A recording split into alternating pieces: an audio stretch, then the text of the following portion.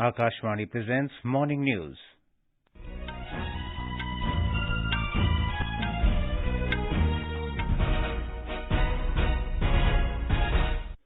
Good morning. I am Naresh Margo. The headlines. Prime Minister Narendra Modi to inaugurate and lay foundation stone of development projects worth 4,400 crore rupees at Gandhinagar in Gujarat today. Railways offer reservation, age relaxation and exemption from physical tests for Agniveers. External Affairs Minister S. Jaishankar arrives in Bangladesh to participate in 6th edition of Indian Ocean Conference. Odisha Chief Minister Naveen Patnaik rules out joining any alliance, says Biju Janata Dal will contest 2024 Lok Sabha election on its own. Cyclone Mocha to make landfall on Sunday along Bangladesh-Myanmar coast with wind speed of 175 kilometers per hour. IMD asks fishermen, ships and boats not to venture into Central Bay of Bengal. And Indian pugilists Deepak Kumar, Mohammad Husamuddin and Nishant Dev to compete in semi-finals of IBA Men's World Boxing Championship in Tashkent today.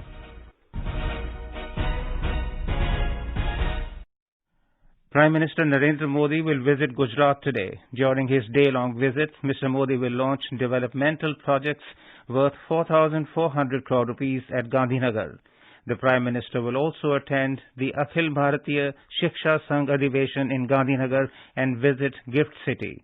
More from our correspondent.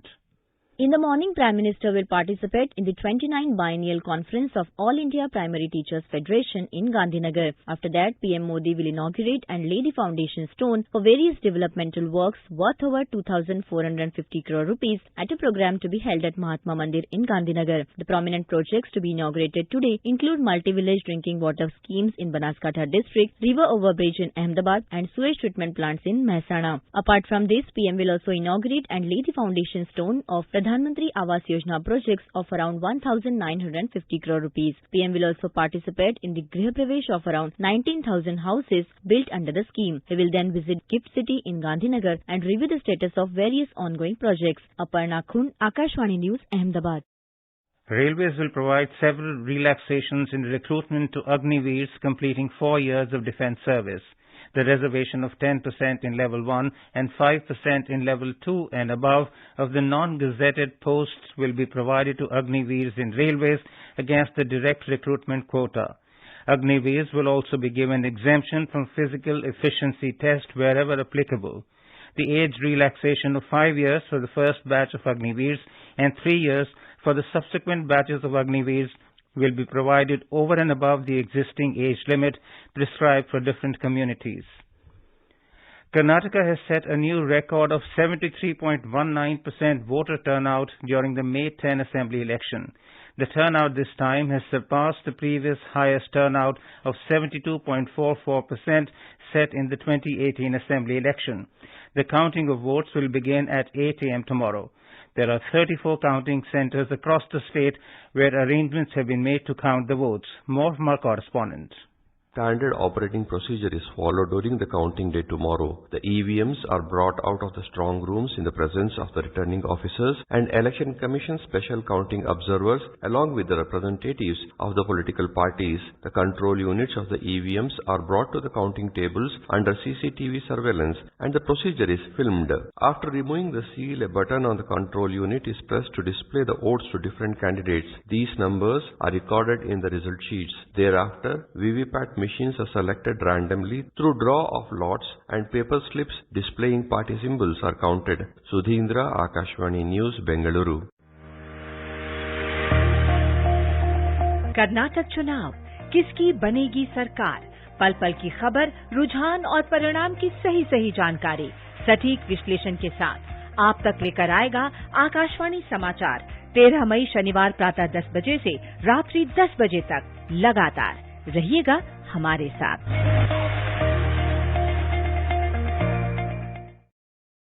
Odisha Chief Minister Naveen Patnaik called on Prime Minister Narendra Modi in New Delhi yesterday. Speaking to media later, Mr. Patnaik said he and Mr. Modi discussed issues related to Odisha, including the demand for an international airport in Puri. He said the Prime Minister assured him of help in every way possible. Replying to a media query, the Biju Janata Dal BJD president said his party is not going to join any front ahead of the 2024 Lok Sabha election. On the question of BJD going it alone in the assembly as well as general election, Mr. Patnaik said that has always been the principle of his party. Mr. Patnaik's remark comes days after he met his Bihar counterpart Nitish Kumar, who has been meeting a host of leaders to unite the opposition ahead of the 2024 Lok Sabha polls. The Kerala state government has decided to bring an ordinance to ensure the safety of healthcare professionals. The government also decided to put up police aid posts at all important hospitals and directed all hospitals to assess security every month. The decision comes after a high-level meeting convened by Chief Minister Pinarayi Vijayan last evening in the backdrop of the murder of Dr. Vandana Das while on duty at a government hospital on Wednesday. Prime Minister Narendra Modi will share his thoughts with the people of the country and abroad in the Man Ki Baat program on Akashvani at 11 a.m. on the 28th of this month. It will be the 101st episode of the monthly radio program. The Prime Minister has invited people to share their ideas about topics that he should address in the upcoming episode of Man Ki Baat. People can share their views in the Namo app or MyGov open forum. They can also dial the toll-free number 1800-117800 and record their message for the Prime Minister in Hindi or English.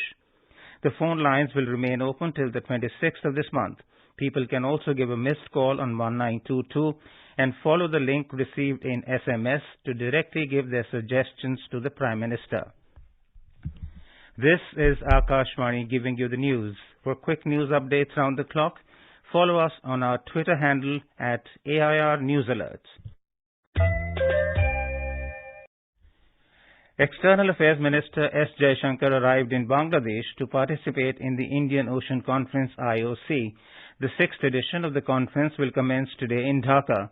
High-level government delegations and think tanks from about 25 countries, including representatives from D8, SAARC and BIMSTEC, are expected to take part in the conference.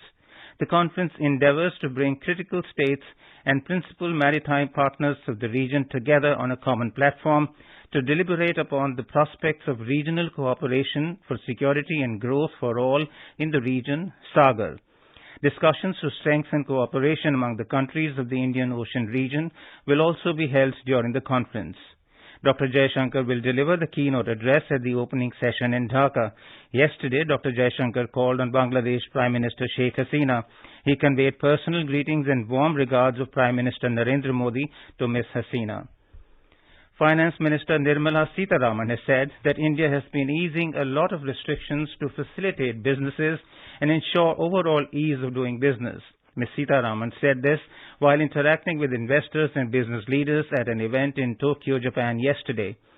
She highlighted the Indian government's key priority to incentivize and facilitate investments by businesses in India through the production-linked incentive scheme. The minister said the scheme was initially introduced for 14 sectors and is now being expanded in areas of semiconductors and solar components. Ms. Sitharaman said the government is focusing on skilling people in the fast-developing area of artificial intelligence so that the young population can use it towards innovative solutions for all. The Central Board of Indirect Taxes and Customs CBIC has rolled out the Automated Returns Scrutiny Module for GST returns.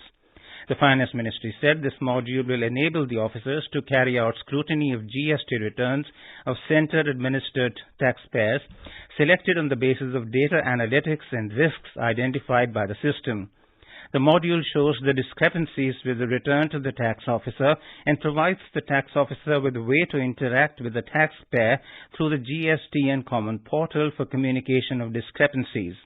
The ministry said the implementation of this automated returns scrutiny module has commenced with the scrutiny of GST returns for financial year 2019-20. The severe cyclonic storm Mocha has intensified into a very severe cyclonic storm and lays centered over central adjoining southeast Bay of Bengal about 520 kilometers west-northwest of Port Blair at 5:30 this morning. The IMD said it is very likely to move north-northeastwards and intensify into a very severe cyclonic storm during the next 4 hours over central Bay of Bengal. It is likely to cross southeast Bangladesh and north Myanmar coast between Cox's Bazar in Bangladesh and Kyeokphu in Myanmar, close to Sitwe in Myanmar around noon of Sunday as a very severe cyclonic storm with maximum sustained wind speed of 150 to 160 kilometers per hour, gusting to 175 kilometers per hour. The IMD said the sea condition will be very rough from today till Sunday. Fishermen, ships, boats and trawlers have been advised not to venture into southeast Bay of Bengal.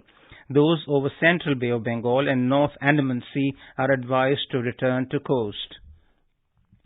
Star Indian pugilists Deepak Kumar, Mohammad Husamuddin and Nishant Dev will be aiming to clinch a first-ever gold medal for the country as they gear up to compete in the semi-finals of the IBA Men's World Boxing Championship 2023 in Tashkent today.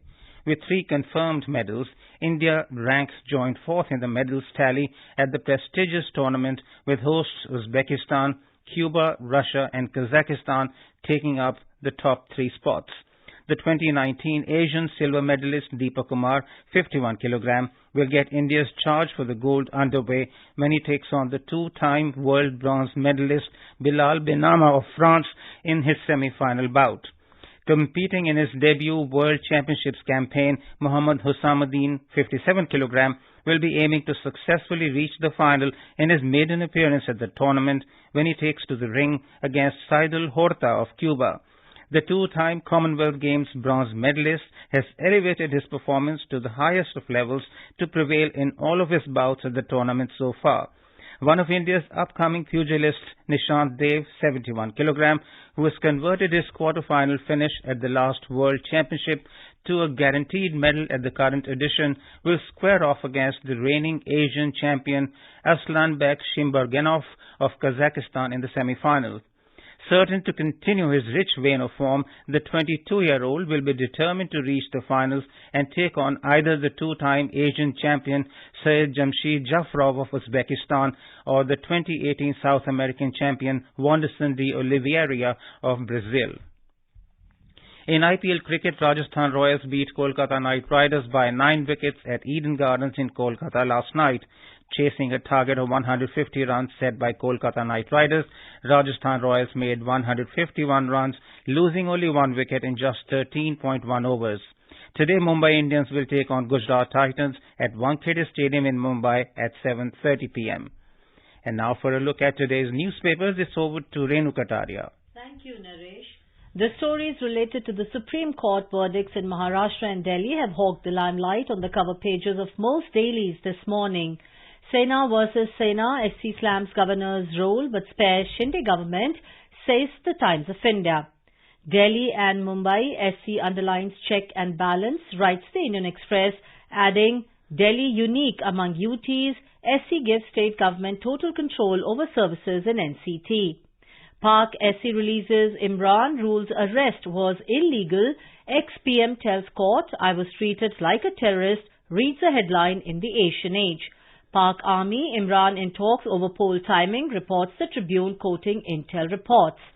The Business Standard, quoting Minister of State for Electronics and IT, writes that Centre would send a notice to WhatsApp on an alleged data breach at WhatsApp.